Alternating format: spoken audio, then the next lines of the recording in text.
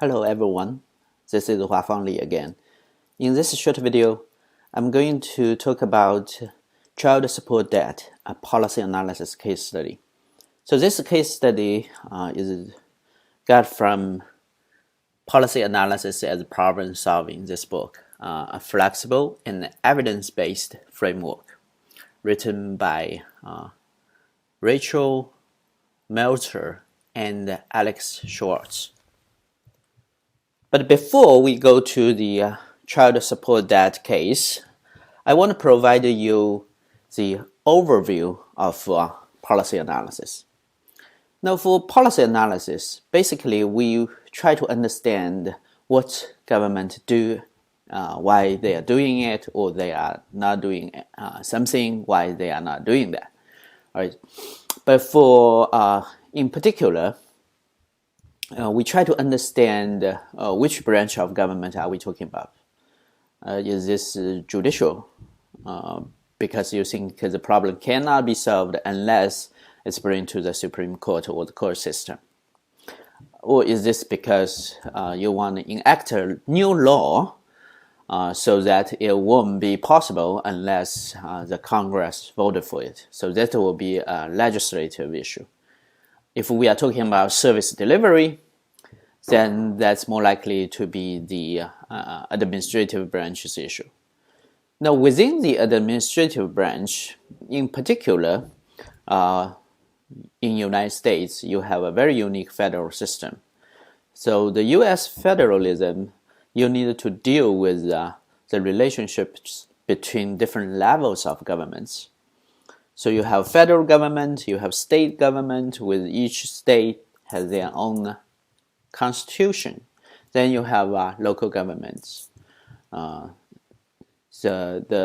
small level will be a township or a municipality, right?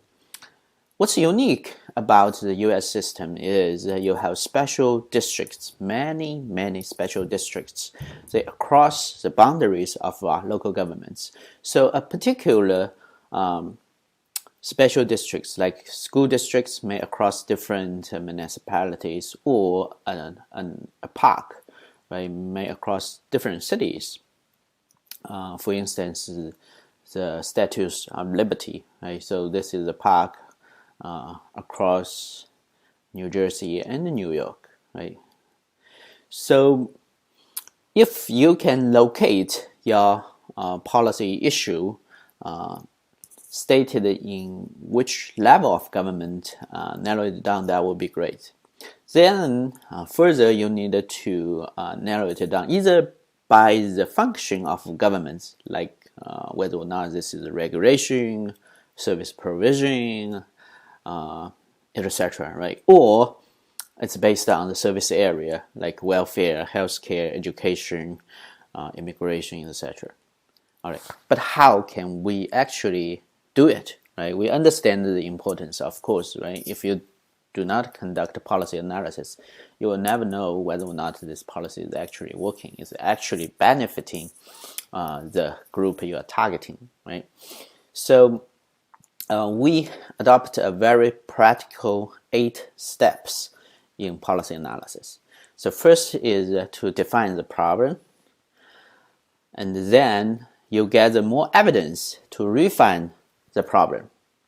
After you clearly define the problem, then you need to construct the policy alternatives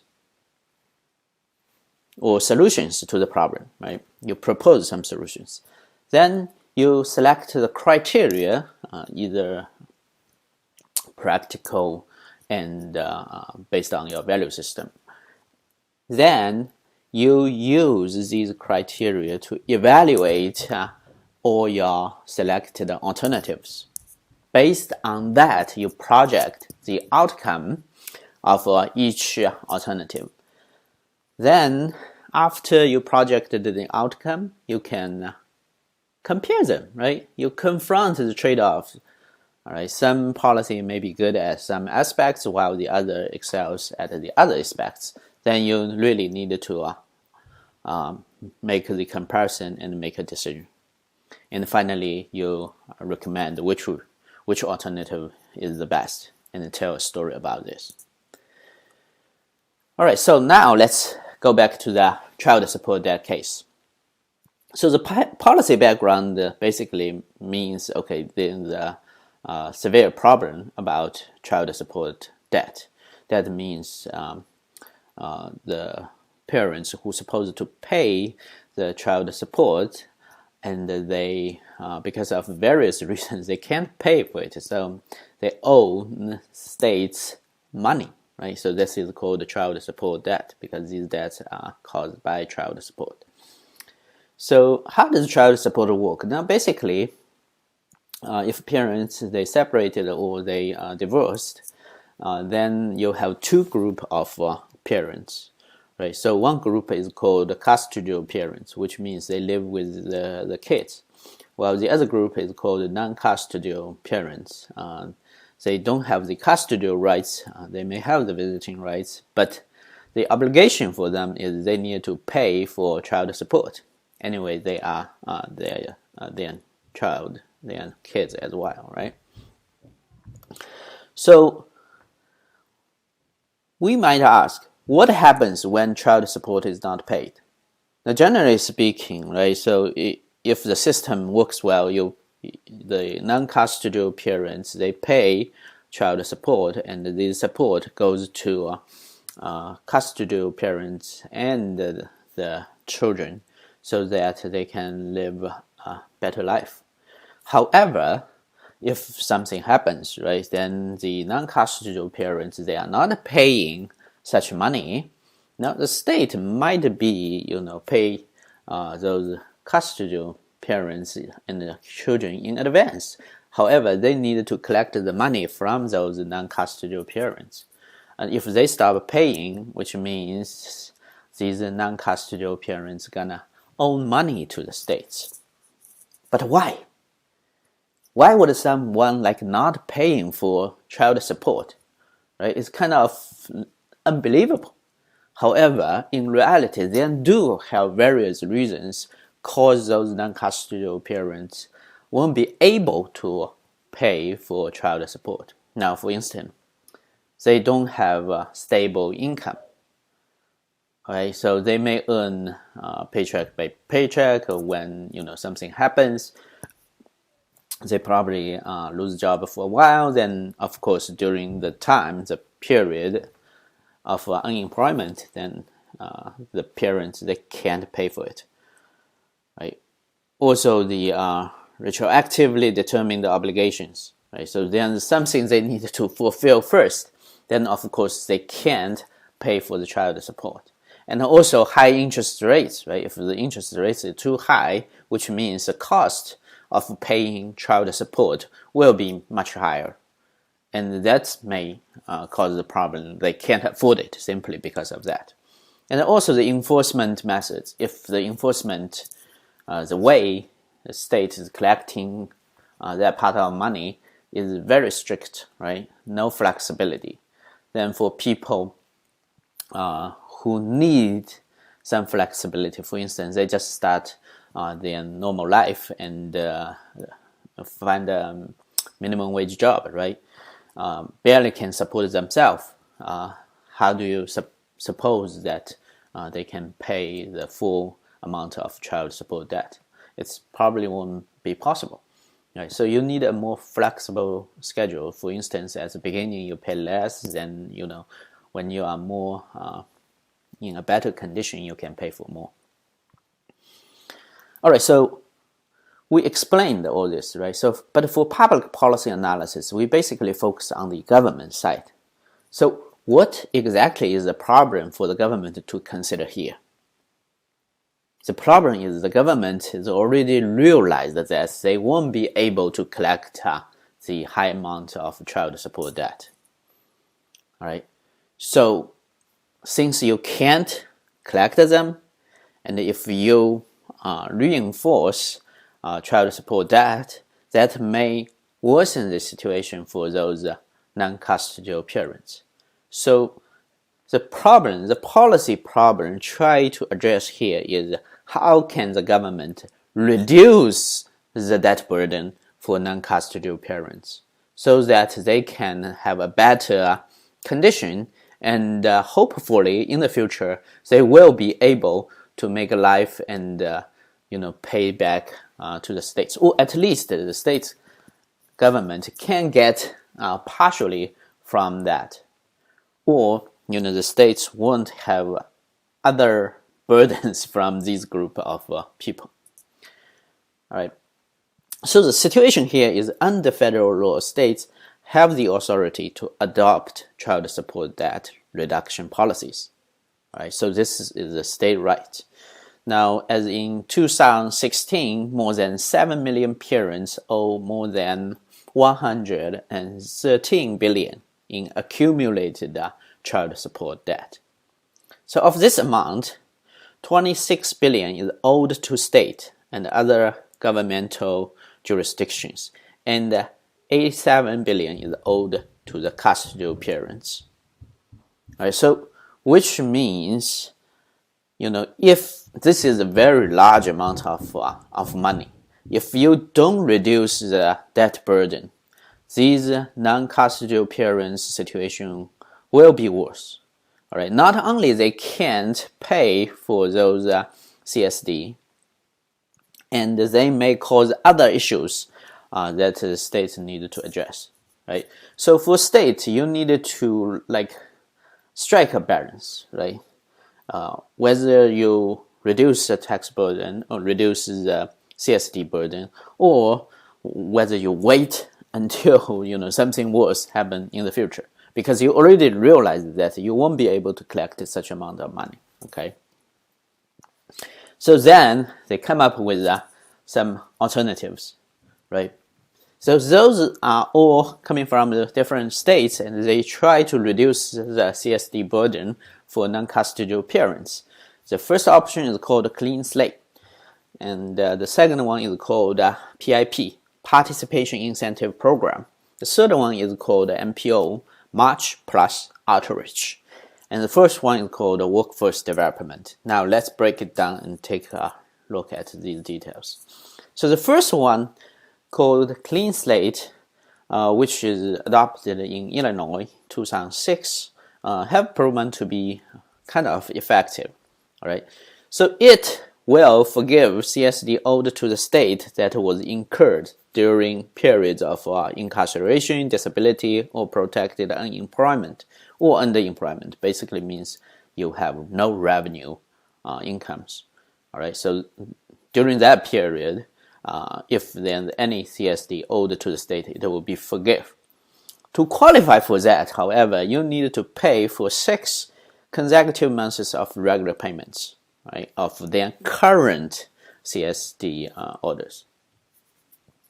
And now the costs, right? So the cost for this Clean Slate option will be, you need 10 full-time staff, so entirely focused on non-custodial parents. Now this is a lot of money to hire 10 staff, right? Government, public servants. So we will go back to this later when we talk about the criteria, the outcome, and how to make trade-offs. So the second option is called PIP, Participation Incentive Program. It's adopted by Maryland in 2008. All right, so there's different rates. The first is, within the PIP, the first option is half forgives, all right, owed to the states after 12 consecutive monthly payment. So, which means if a non-custodial parent, they pay regular payments, right, CSD payments, after 12 consecutive months, then they got their 50% of the CSD forgiven. If you want to be totally forgiven, right, 100% forgives, then you need to pay for 24 consecutive monthly payments. After that, all the debts you owe to the state will be forgiven. So, however, then the condition for both sub-options, if you failed 3 months payments during the 24 months duration, then there will be no forgives. Right? So which means, okay, that that means you fail the program. The third option is called MPO, Much Plus Outreach. So this is adopted by Racine in Wisconsin in 2005. So this is based on cost reduction rates. So if you pay $1, it will reduce your CSD owed to both to state and the custodial parents by 50%, right? So the state and the custodial parents, they are thinking about, okay, better have something rather than none, right? And there will be no penalty on fail to pay the child support orders, all right? However, if MPO program participants failed to pay any of the orders during 6 consecutive months, they will be removed from the MPO program, all right? So fail to pay any of the orders during 6 consecutive months, then they will be removed, right? They are no longer in the MPO program. Now, there's one critical character of this MPO program is the government servants. They are going to outreach to those parents who owe state money. All right. So, for instance, we said that one condition is if you don't pay anything during 6 consecutive months, right? So, but at the beginning of the first month or second month, someone may come to you, right? Ask you, oh, what's going on, and do you need any help? Maybe they can offer something else, opportunities, and then makes you actually can continue to be part of the MPO program, so that you won't fail, right? And you won't be removed. All right. So the total idea is you only need to pay at the beginning, right? So $1 paid, then the rest is just half of the price. So this is actually a good deal for those non-custodial parents who are on debt to the states and custodial parents, right? All right. So the final alternative here is called workforce development. Now, there's 2 places come up with different programs, but they have the very similar core ideas. So the first is New York City's Responsible Employed Active Loving Parents Pilot for Strong Families. This is a program we briefly we shot for real. And another is in Baltimore, Maryland. It's called the Center for Urban Family Baltimore Responsible Fatherhood Project. All right, so short for CBF. Now for real, to qualify for real, non-custodial parents must be unemployed, right? And they need to participate in 14 hours of classes over 10 weeks. Then that CSD will be forgiven by 10% owed to the state. And if they can find a job after all the classes, there will be additional 25% forgives. And if they can pay 12 months orders consecutive, right, then it will reduce the remaining CSD to only $500. For CBF, again, a non-custodial parents to qualify for the program needed to be an unemployed person, low income, all right? So they needed to participate in a 3-month training program, and after completing the program and find a job, it will forgive up to 25% CSD. Right? So these are the 4 different alternatives. So then you may wonder, which one is actually the best? How can we evaluate them, right?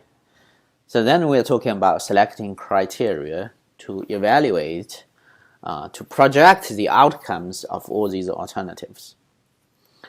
Now, the first criteria is considered effectiveness. Now, within that large criteria, you have 4 sub-criteria, all right? So the first one is maximize the number of non-custodial parents eligible for the debt reduction. The second is maximize the amount of state debt reduction. Third one is maximize the possibility of custodial parents debt reduction. And also the final one will be minimize the cost of implementation.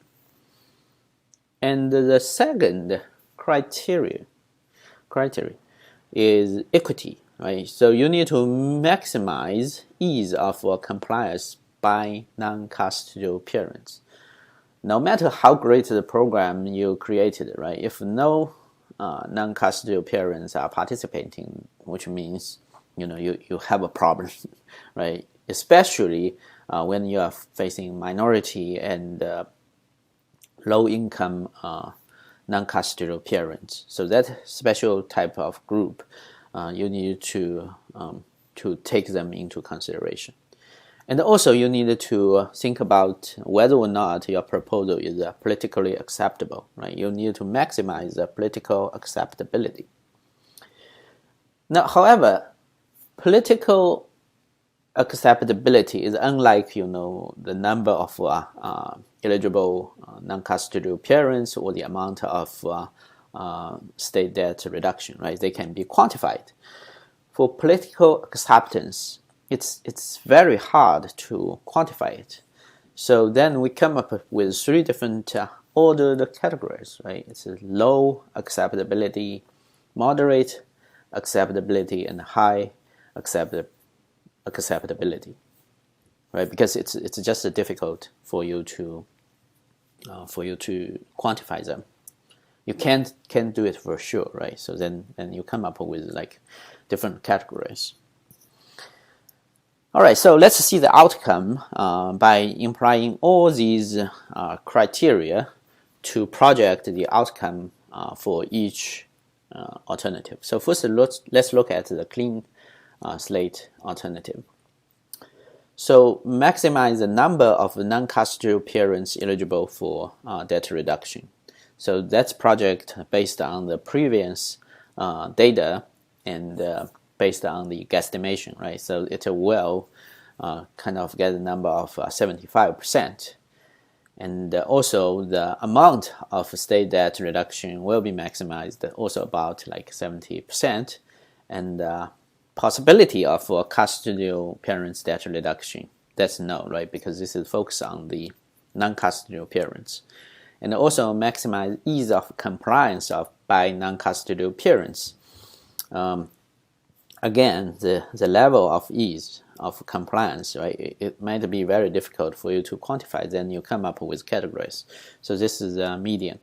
And the costs of implementation are about 900,000 annually because you are going to hire 10 new staff, right? So this is and somehow expensive. But if you think about the others, it's not that expensive. Okay, we'll come back to this later when we compare all the results. And maximize political acceptability. This will be highly supported by both parties. The second one, the PIP, Participation Incentive Program. So it will increase the number of non-custodial parents eligible for debt reduction approximately to 80%, right? And the maximum number of state debt reduction, so that's the variation, right? 50 to 100% of outstanding areas, because it will, like, two different options, right? So if you pay 12 consecutive months, that will be 50% forgives, right? So if you pay 24 consecutive regular payments, that will be 100% forgive. All right, so again, so this is all for non-custodial parents, right? So maximum ease of compliance by non-custodial parents is actually low because you are required 12 or 24 consecutive regular payments, right? So this is kind of difficult for many of the non-custodial parents. And also you need to minimize the cost of implementation. So this is also about 900,000, and the political acceptance though is very high. And then let's look at the MPO option. Similar, the non-custodial parents eligible maximize the number approximately 80%, and the amount of state debt reduction, though that one varies, right? It's probably like 10 to 25% of debt forgiven annually.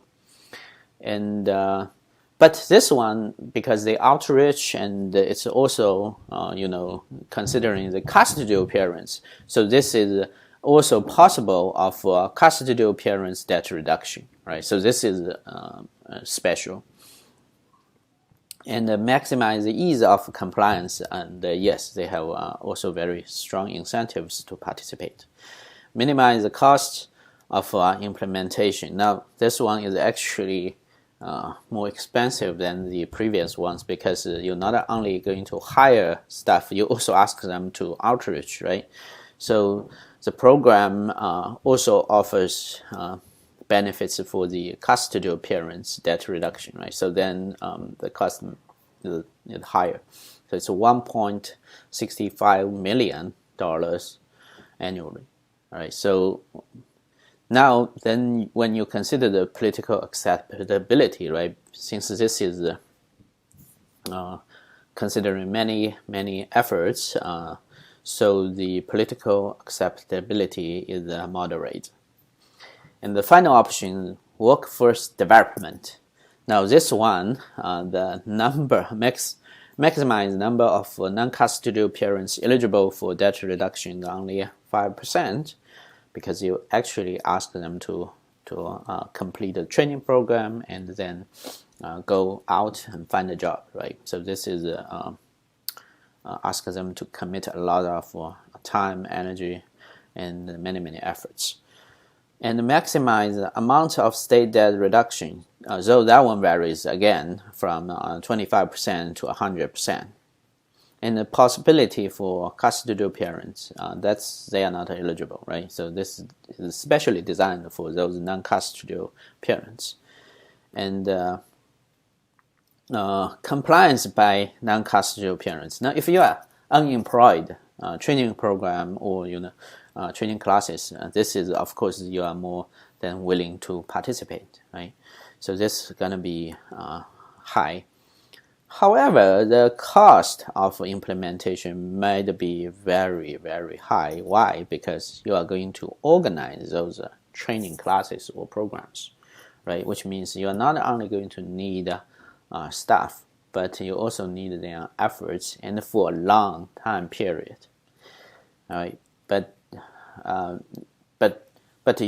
if you consider training them, maybe in the future they can earn money and they somehow better their situation, right? So in that sense, the political acceptance is actually high. All right, so now let's confront the trade-offs by bringing all the outcomes together, right, into one table. So as you can see, based on different criteria, you get different results. Then you need to decide like which one you want to go, right? So of course there's no right or wrong answers. Some people are more practical. They consider political acceptance as a main consideration, main criteria, and while the others are more focused on like effectiveness. So the authors here in the book, they think in sum, match plus outreach is on balance the most compelling alternative. So they take all the criteria into consideration and all the outcome into consideration. They try to balance effectiveness, equity, as well as political acceptability, right? So although it would not forgive as much debt in the same amount of time as other options, it offers other key advantages. That's how you're going to telling tell your story when you make your policy recommendations, right? So why the MPO is more compelling? Because it reduces child support debt on a 50% matching basis for every payment of child support. It provides an incentive to pay for child support, right? But does not claw back debt reductions if non-custodial parents fail to pay child support, because it's based on the rates, right? If you pay $1, then reduce the next one to 50%. So this is actually a good choice if you consider the costs. So as a result, the program is likely to experience less attrition than other options in which debt reduction is contingent on a minimum amount of monthly payment, right? It doesn't say you need to pay consecutive how many months, right? 6, 12, 24, etc. Right? So this is also into consideration. And moreover, it's the only option with the potential forgiveness of custodial parents' debt. Right? So this is especially for them is especially important, because others options are all designed for non-custodial parents, while only this option also take custodial parents' debt into consideration, right? Because it will not only improve the non-custodial parents' conditions, it will also better the custodial parents and the children's conditions as well. So that's why they are going to sell this alternative. All right. So I hope through this child support debt case study, you fully understand the approach and the steps of a policy analysis. Thank you very much. That will be all for this video.